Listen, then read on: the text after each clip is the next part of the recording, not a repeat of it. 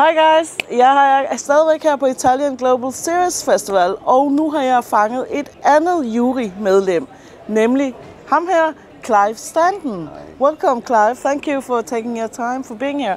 As I just said in Danish, you are a member of the jury down here at this festival. But first, before we talk about your jury work, I would like to say, you know a certain young actor in Denmark who was on Vikings, Alex Hø. Yeah.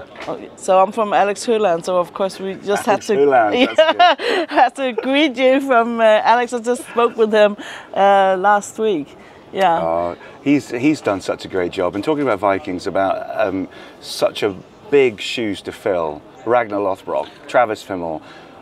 Very rarely does a show have the lead character just die and then need someone to take over, and Alex stepped in. Well, I didn't really step into the shoes, he kind of crawled along in the shoes, but what a job he did. Yeah. Do you guys keep in contact after the series ended? What's so special for us though is because we are an international cast, we like to get together at these Comic Cons to see the fans and kind of give something back, and it's a great way for us all just to reconnect, and then if it's just a weekend, at least we get a big dinner in and we all catch up with each other, and it's been really nice because for a lot of us the show really launched our careers, and it also for me personally, I kind of grew up on set with some of these actors. It's like the longest running show that I've done where you've been able to start a character and finish it, and play a character over its whole arc, and it's really nice to kind of like to have that kinship and bond with the cast, because you don't always get it. You can have a great experience in a TV show, but you don't always bond with the cast. You don't have time to. No, that must be special. It is. Yeah, but we're talking more about Vikings, but before the jury work here, how have you found it? Have you had big discussions? Was it hard to agree on things, and how does it work? It's tough. I mean, we obviously break it down into just 12 dramas, international dramas, and it's been great because they've all been so original and so distinct that they're very hard to compare, some of them. They've got some great pros and cons in different categories, and there was some heated exchanges from the jury, and also because the jury is international as well, you kind of have different... and the jury president is Danish, Bille August as well. But you have different styles. Very calm you kind of like, obviously, where depending on where you come from, you kind of are used to a different genre more than others, and I try to approach it that way. I'm a British, and I was like, I'm not going to suddenly just be attached to the British in the category. Actually, my sentiments actually really go with world cinema. I mean, a lot of my favourite films are, films with subtitles, and I tend to feel that a lot of those stories from other countries have no constraints on the big Hollywood producers who get involved and stop it from being original and creative, and there's a lot more original stories out there, I think. And were you surprised that the wideness, the scope of the stories from different countries? Yeah, I mean, in my particular category, we've got stories about a child who might be the second coming. We've got an assassin who has hidden her life from her son his whole adult life. We've got a story of a very personal story about the Portuguese in the fascist regime of the Nazis. There's all sorts. There's a beautiful Korean drama about a man and his daughter. He's a forensic detective. I could go on and on and on. There's a hidden island, this kind of like Bermuda Triangle island that's kind of they're so different, that it's been incredible to kind of like what you had to do in the jury is just focus on what makes a quality drama. There's obviously the originality of the story, that's one point, but you have to think about the direction, the cinematography, the finesse, and try and take into account sometimes budgets, because it would be silly to compare such an original, beautiful drama from Chile, for instance, which is Hidden Island, with something like Apple's The Studio, which has got made on, 20 times the amount of money. You've got to sometimes go, what did they have and what did they create here, and champion that.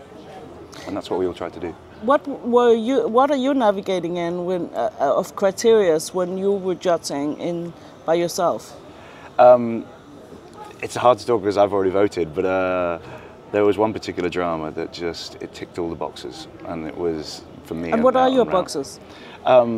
Well, it's about the quality of the cinematography, the originality of shots, and people taking chances. I'm a big believer of if you like something, and it's a little bit different, you've got to remember that there's hundreds of thousands of people that probably think the same way as you, and they're probably waiting to see something like that. So rather than shy away from that, you go into the grey and create something that's unique. Sometimes that crashes and burns, and you find out that no one wanted to see that, but just now and again you do it. And I love when people have the courage to do that. And there was a few dramas that I was like, oh my God, you're going down a route here I've never seen, and I love it. And this is original, and I have to embrace that. Because there's some things that are expertly done, but they're the same old stuff. And we live in a world now where people are trying to remake things that were successful 20 years ago. This story was successful, do a version of that, or like just with Vikings, like let's do a sister show. Let's like really kind of like take advantage of the success of this show and just kind of branch off from it. Very rarely do we get something that's come from one man's head and it's original now. And I think that's where I was driven with my particular voting. I just want to champion something that's new, original. I'm looking forward to what it will be. There is one, and I did vote. I was happy to vote for the one that won. It was kind of unanimous for our jury.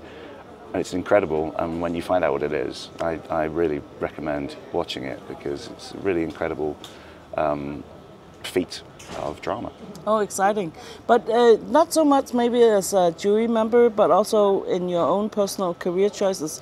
Is that a thing that weighs in, how a story can travel these days? Because, I mean, you can make a local series, but is it also a big thing, thinking about considering, will this also transcend into other local markets, Yeah, definitely. And I think that's important as well. I was thinking about that actually this week with my fellow jurors over dinner, about how actually choosing the right drama that deserves it, if it is from a smaller country, just by winning an award here at the Global Festival, can actually help it transcend outside of its country and give a more broader. This is why award ceremonies are important.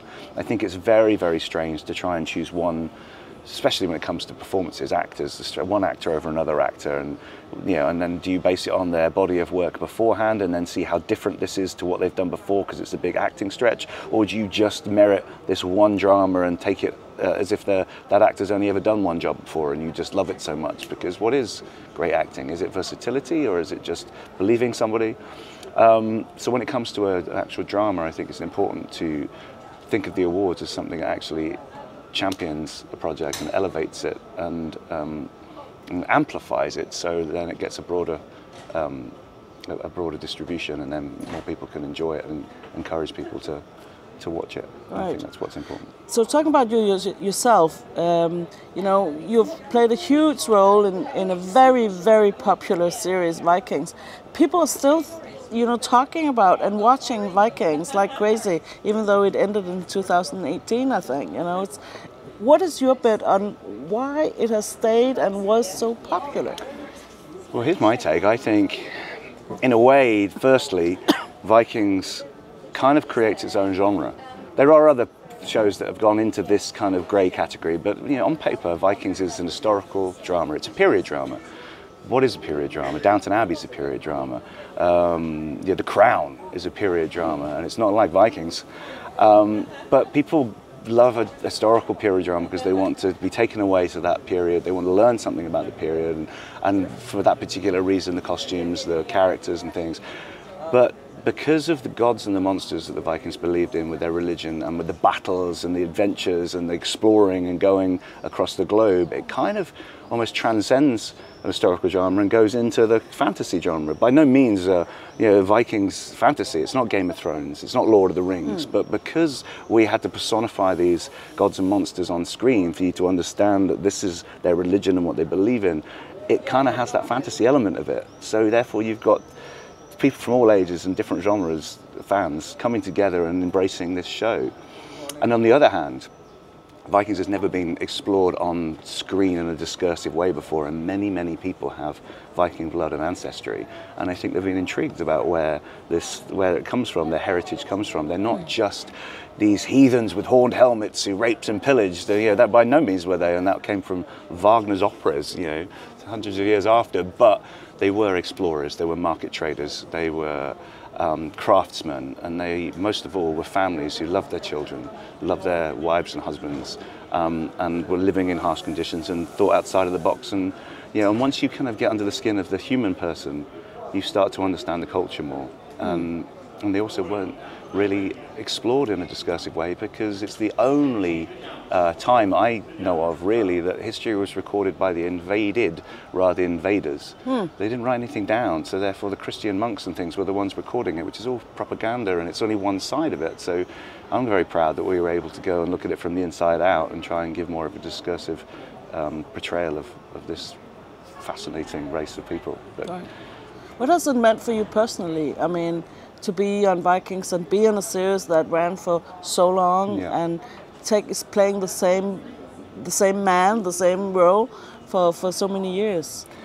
Well, it's incredible, because just as I said, the Vikings was based on this one family. Ragnar, Lagertha, definitely at the beginning, the children, the uncles, the friends.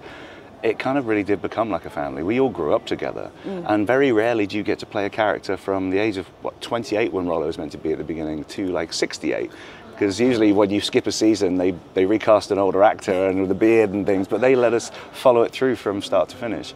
So that means something. And to carry on with your last question as well, I'm just suddenly thinking about it now, because it is based on family. I think that's what people have bought into. That's what I enjoyed the most about it, because the reason why Vikings have survived for so long, and the other show, which is very good, Valhalla, which was the spin-off from Vikings, for me, that is plot-driven. The Vikings go here, then they go here, then they go here. Do you want to come on this journey with these characters? Yeah, maybe.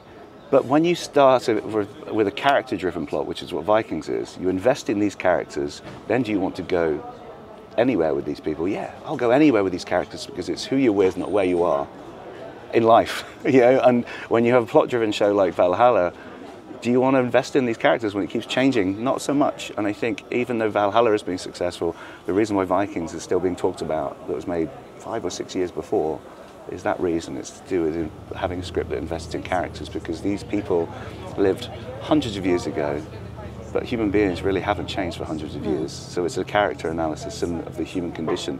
All of the gods and the monsters and the battles and everything is just a backdrop. It's really just about us and families. True. Coming from Denmark, where Alex Høegh is from, Ivar the Boneless, what is that standout scene or moment working with Alex Høegh that stands out in your memory?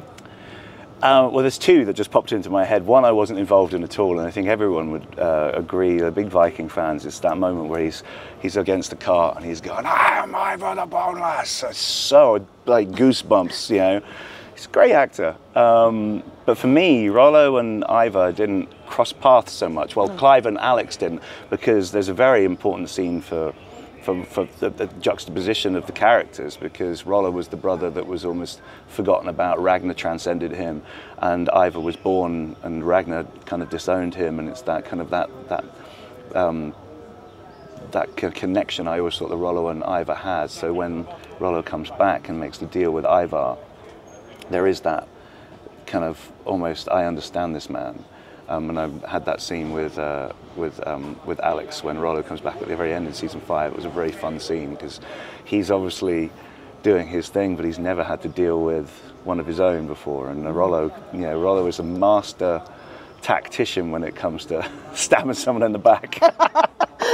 So I enjoyed that, because Alex is like, because I'd been away from the show for a while, so Alex and me talked about it in terms of like, he's got like, Ivar is manipulating everyone, he's there, and but he's not come across Uncle Rollo yet, and Uncle Rollo's like, I see you, and he does obviously end up playing both sides, as Rollo always does. He goes to see Björn and does this thing and says, "I'm your father, I can get you out of here." So he's doing a deal with them, even though they don't take him up on his offer, but he's also getting lots of gold and wealth and soldiers from Ivar the Boneless at the same time. And I think that's great when he leaves. Ivar is fuming. He didn't see it coming, but it takes one to know one. I like that Uncle Rollo. You haven't met Uncle Rollo. Thank you so much, Clive Standen, for taking your time. And I will tell you one last thing, a little nugget for the show, is that I was doing Taken for NBC Universal. The original idea of Rollo coming back was Rollo was going to fight with Ivar. They wanted me back on the battlefield again, and because we weren't able to do that, I added this little scene because I realized I wasn't going to have a death scene. I wasn't going to, because this was the last time I was going to come back and I wasn't dying on camera. We decided to add in this little elixir, this little tonic, and you see in the scene with Ivar, I go and I have my servant gives me this tonic, I take it, and it's to show that not all is well. You know, Rollo is missing something, and I think that's why it was such an important scene, because it's if you pay attention, you're like, this is why he's doing the deal with Ivar. He's doing it because he's giving it back to the French people. He's going to take all this gold, he's give something back to Paris, these people that embraced him, but he's also come back to tell Björn that he's his father, because he wants to have conclusion of his own life as well, which gets thrown back in his face. But I'll go back and watch it again now in a new light. There's a little Easter egg for everyone. Thank you. Thank you. It's been an absolute pleasure. Thank you.